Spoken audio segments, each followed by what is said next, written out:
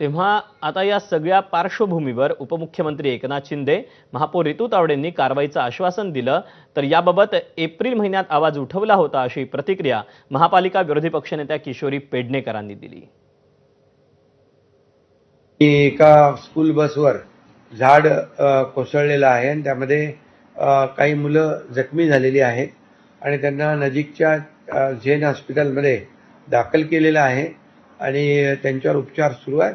मी राहुल शेवाळे आणि ताते यांना सांगितले त्यांची संबंधित डॉक्टरांशी देखील बोलून त्यांच्यावर योग्य ते तात्काळ उपचार करून त्यांची काळजी घेण्याच्या सूचना मी दिलेल्या आहेत। इथल्या लोकांनी जर लेटर दिलं असेल ह्या झाडाचं जे पडलं आणि तरी सुद्धा अधिकाऱ्यांचं काम नाहीये का? 100% आहे, पण कधी कधी आपण बोलतो की प्रशासनामध्ये काम करत असताना लोकप्रतिनिधी, प्रशासन आणि कधी कधी स्थानिक रहिवासी पण आपल्याला मदत करतात की हे झाड कमकुवत आहे, ह्याच्यावरती लक्ष द्या।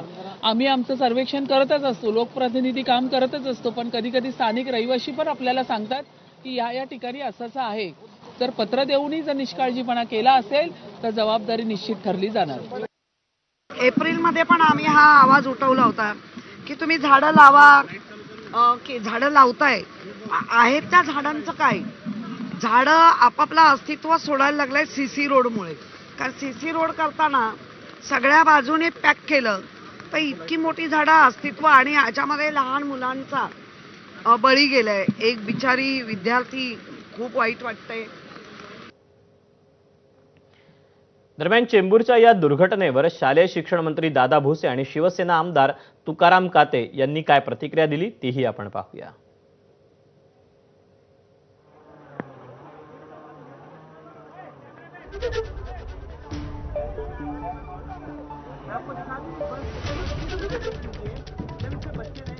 तेव्हा चेंबूरमध्ये शाळेच्या व्हॅनवर झाड कोसळून एका विद्यार्थ्याचा मृत्यू झालेला आहे आणि या सगळ्या प्रकरणी आता काही संतप्त सवाल देखील उपस्थित होत आहेत। या सगळ्या प्रकरणी मंत्री काय म्हणतात आपण पाहूया।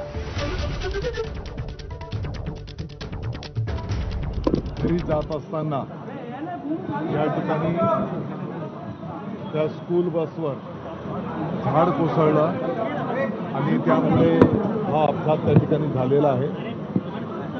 यामध्ये दुर्दैवाने एका विद्यार्थ्याचं दुःखद निधन झालंय, 4 विद्यार्थी जखमी झालेले।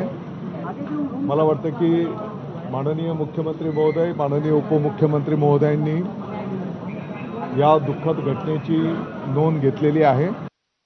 जे जबाबदार आहेत त्यांच्यावरती कारवाई व्हायला पाहिजे, कारण का लोकप्रतिनिधी, तिथले सिनियर सिटीजन सर्व सांगतायत की आम्ही जॉगिंगला जातो, काय करायला जातो आणि आम्हाला असं त्रास होतो। तुम्हाला तुमच्या माहितीसाठी सांगतो की 7-8 वर्षापूर्वी एक घर काम करणारी महिला घर काम करून दबून भागून एका शीटवरती बसली होती, बाकड्यावरती बाहेर रोडवरती। तिथे अचानक झाड पडलं आणि ती जागेवरती खलास झाली। अशा 3-4 घटना आपल्या चेंबूरमध्ये घडलेल्या आहेत। दरम्यान चेंबूरच्या या घटनेवरून एबीपी माझानं काही सवाल उपस्थित केलेत, आपण पाहूया।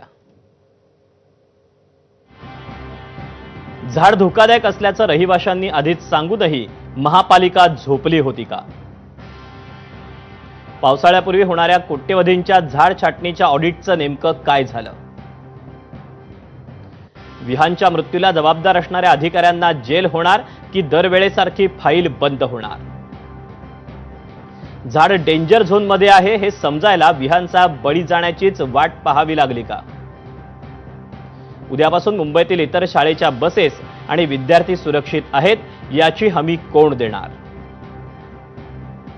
दरवेळी दुर्घटना घडल्यावर केवळ चौकशीची नाटकं आणि मदतीची घोषणा करून प्रशासन जबाबदारी झटकणार का?